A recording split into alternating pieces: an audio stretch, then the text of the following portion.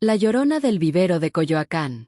La leyenda de La Llorona es una de las más famosas de México, pero en Coyoacán tiene un matiz particular.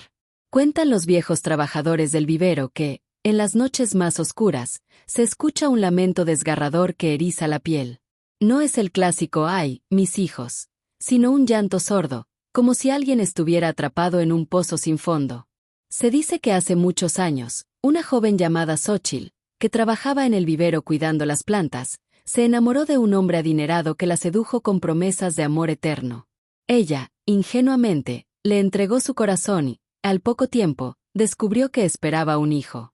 Cuando fue a decírselo, él la rechazó, diciéndole que solo había sido un pasatiempo y que él ya estaba comprometido con una mujer de su misma clase social. Desconsolada y con el corazón roto, Xóchitl sintió que la vergüenza la consumía. Al ver que el hombre se casaba, en su desesperación, tomó una terrible decisión. Llevó a su recién nacido al vivero, el lugar donde había soñado con un futuro feliz, y lo arrojó a un viejo pozo que ya no se usaba. Se quedó parada, escuchando el eco del llanto de su bebé, hasta que el silencio la invadió. En ese momento, la culpa la abrumó y se arrojó ella también. Desde entonces, en las noches de neblina, se ve una figura con un vestido blanco andrajoso, deambulando entre las hileras de árboles. Algunos la han visto cerca del antiguo pozo, donde se inclina y murmura algo incomprensible, y otros la han visto más allá de la reja, cerca de la avenida. El lamento que se escucha no es por sus hijos, sino por su propia alma, perdida en el remordimiento, condenada a buscar un perdón que nunca llegará. Se dice que si te encuentras con ella, su rostro será tan oscuro como el carbón, y sus ojos, dos cuencas vacías, llenas de dolor. El espectro de la casa de Hernán Cortés. Cuentan los vecinos de la calle Francisco Sosa que una de las casonas más antiguas de la zona, una que supuestamente perteneció a Hernán Cortés, tiene un fantasma muy peculiar. No es un fantasma que asuste, sino uno que atormenta a sus habitantes con un sentimiento de culpa y opresión. La leyenda cuenta que después de la conquista, Cortés, arrepentido de sus crímenes, se encerró en esa casa para reflexionar sobre sus pecados.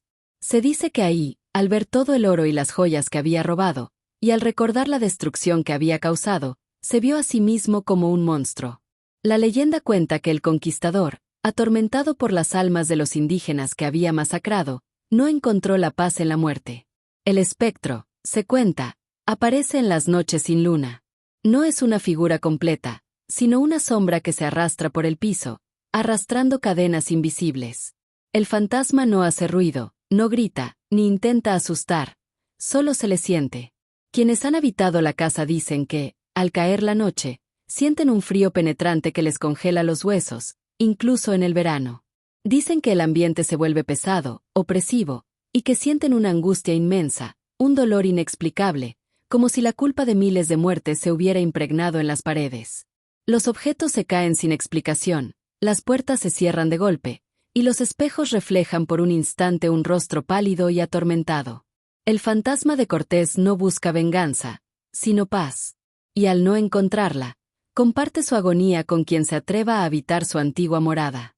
Se dice que el único modo de librarse de él es saliendo de la casa, pues su presencia es tan fuerte que no te dejará en paz hasta que abandones el lugar. El niño del callejón del aguacate. En el famoso callejón del aguacate, en el barrio de la Concepción, hay una historia que ha trascendido generaciones. Se trata del fantasma de un niño que, se dice, fue asesinado por un militar que vivía en una de las casas del callejón. La historia dice que en la época de la Revolución, un coronel del ejército, un hombre amargado y sin familia, vivía en una de las casonas. Un día, un niño del barrio se atrevió a entrar en su jardín para recoger su pelota. El niño se encontró al militar rezando a un extraño crucifijo. El militar, en un ataque de ira, lo acusó de espiarlo y lo ahorcó con sus propias manos, enterrándolo en el jardín. El militar se fue del barrio poco después, pero el espíritu del niño se quedó. Los vecinos cuentan que por las noches, se escucha el llanto del niño, no un llanto de dolor, sino de soledad. Dicen que si pasas por el callejón, sientes una presencia helada que te sigue, y que si volteas, puedes ver por un instante la sombra de un niño pequeño, con un balón en la mano, que se desvanece al acercarte. En el lugar donde se dice que el niño fue enterrado, hay una extraña figura de la Virgen en un nicho en la pared.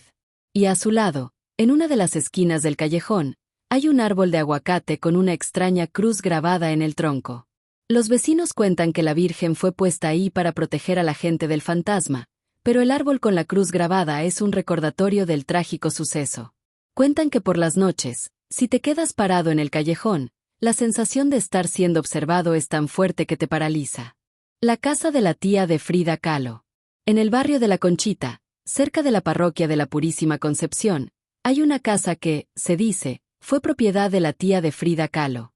La casa es famosa por su belleza arquitectónica, pero también por sus historias de fantasmas. La historia cuenta que la tía de Frida, una mujer muy estricta y solitaria, tenía una hija que, al crecer, se enamoró de un hombre pobre y de un estrato social inferior al suyo. La madre se opuso a la relación, y le prohibió a la hija verlo. La hija, desesperada, escapó de la casa con su amado, pero la tía la encontró y la encerró en la casa, castigándola por su rebeldía. La tía le quitó la comida, el agua, y la castigó por días, hasta que la joven, debilitada y deshidratada, murió. La tía, en su desesperación, se dio cuenta de su error, y se arrepintió. Pero ya era tarde. Después de su muerte, el espíritu de la tía se quedó en la casa, atormentado por la culpa. Los vecinos cuentan que en las noches, se escucha el llanto de una mujer, y el crujir de las cadenas. Dicen que si te acercas a la casa de noche, puedes ver la silueta de una mujer mayor asomada a la ventana, con sus ojos llenos de tristeza, y que si tocas la puerta, no te abrirán, pero sentirás un frío que te helará el alma. La parte más espeluznante de la historia es que se dice que la tía, en su arrepentimiento, se condenó a sí misma. El fantasma de la tía de Frida no es un fantasma que asusta, sino uno que, en su desesperación, te suplica que la liberes de su culpa. Si te atreves a entrar en la casa, te encontrarás con la tía, y ella te pedirá que le ayudes a encontrar el perdón. Y si no puedes, te arrastrará a su sufrimiento, y te unirás a ella en su tormento, por toda la eternidad. La dama de blanco en el empedrado. El aire en Coyoacán esa noche era denso, cargado con el aroma dulce y decadente de las bugambillas y un sutil dejo de humedad que anunciaba lluvia. Las farolas coloniales proyectaban halos ámbar sobre las calles empedradas, creando sombras danzantes que jugaban con la imaginación. Me encontraba caminando de regreso a casa después de una larga noche de trabajo en el centro, disfrutando de la tranquilidad que envolvía al barrio a esas horas. Vivo en una casona antigua cerca del Jardín Hidalgo, una construcción con paredes gruesas y techos altos que siempre me había parecido llena de encanto, aunque a veces, también de una inexplicable melancolía. Esa noche, la melancolía se sentía más intensa, casi palpable. Al doblar una esquina, cerca de la iglesia de San Juan Bautista, noté algo inusual. Una figura vestida completamente de blanco estaba de pie frente a una de las casas más antiguas de la zona, una mansión con fama de haber estado deshabitada durante décadas. La figura era esbelta y alta, pero sus rasgos estaban oscurecidos por la sombra del ala ancha de un sombrero. Al principio, pensé que era alguien disfrazado, tal vez regresando de alguna fiesta o preparándose para alguna filmación. Sin embargo, a medida que me acercaba, la quietud de la figura se volvió inquietante. No se movía, no parecía respirar siquiera. Un escalofrío me recorrió la espalda, a pesar de la calidez de la noche. Intenté evitarla, cruzando la calle, pero al hacerlo, una ráfaga de viento helado sopló a mi alrededor, levantando hojas secas y trayendo consigo un susurro, apenas audible, que me pareció pronunciar mi nombre. Me detuve en seco, sintiendo el corazón latir con fuerza en el pecho. Volví la mirada hacia la figura, pero ya no estaba. La calle quedó en silencio una vez más, solo interrumpido por el lejano ladrido de un perro. Traté de convencerme de que había sido mi imaginación, un truco de las sombras y el cansancio.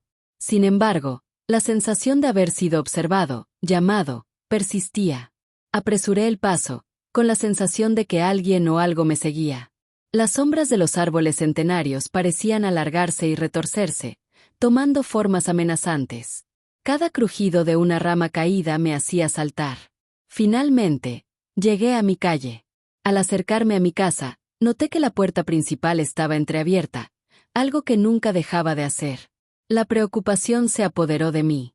¿Habría entrado alguien? Con cautela, empujé la puerta y entré. La casa estaba en penumbra, solo iluminada por la tenue luz de la luna que se filtraba por los ventanales. Un silencio sepulcral lo envolvía todo. Llamé en voz baja, preguntando si había alguien, pero solo obtuve el eco de mi propia voz como respuesta. Recorrí las habitaciones de la planta baja, sintiendo una creciente ansiedad. Todo parecía estar en su lugar, pero la sensación de que no estaba solo era innegable. Subí las escaleras de madera, que crujían bajo mis pies en el silencio. Al llegar al rellano, una corriente de aire frío me envolvió nuevamente, y un olor a humedad y tierra mojada llenó mis fosas nasales. La puerta de mi habitación estaba también entreabierta. Con el corazón en la garganta, la empujé lentamente. La habitación estaba oscura, pero pude distinguir una figura sentada en el borde de mi cama. Era la misma figura vestida de blanco que había visto en la calle. Ahora, sin el sombrero, pude ver su rostro.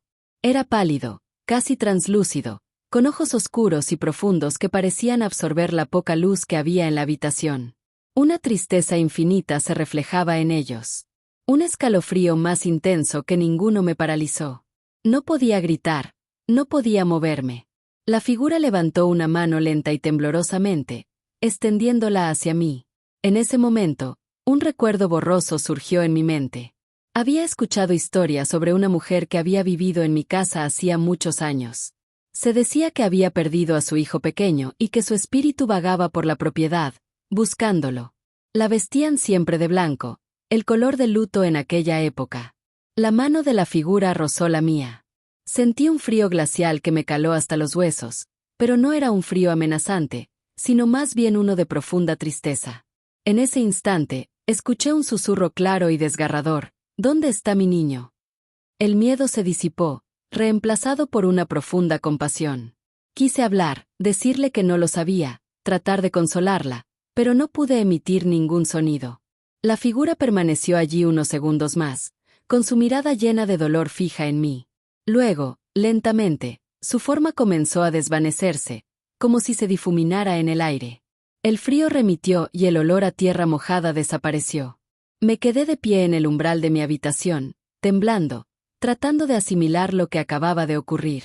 ¿Había sido real? ¿O solo una pesadilla producto del cansancio y la sugestión?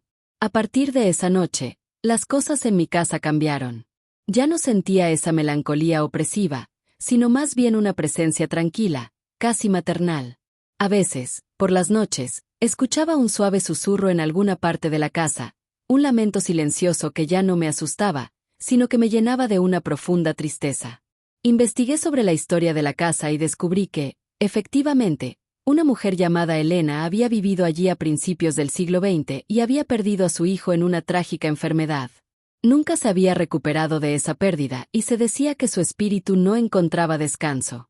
Desde entonces, cada noche, antes de dormir, dejo una pequeña flor blanca en la repisa de la sala, como un gesto de recuerdo y respeto hacia Elena. Y aunque a veces siento su presencia cerca, ya no la percibo como una amenaza, sino como un alma en pena buscando consuelo en la casa que una vez fue su hogar, en el corazón de este antiguo y mágico Coyoacán. Esta experiencia me ha hecho ver el terror de una manera diferente. No siempre se trata de monstruos y gritos, sino a veces, de la profunda tristeza y el dolor que pueden quedar atrapados entre las paredes de un lugar, esperando ser reconocidos y, tal vez, finalmente liberados. Y en las noches tranquilas de Coyoacán, bajo la luz ámbar de las farolas, todavía se puede sentir la presencia de aquellos que vivieron y sufrieron en estas calles empedradas, recordándonos que el pasado nunca se va del todo.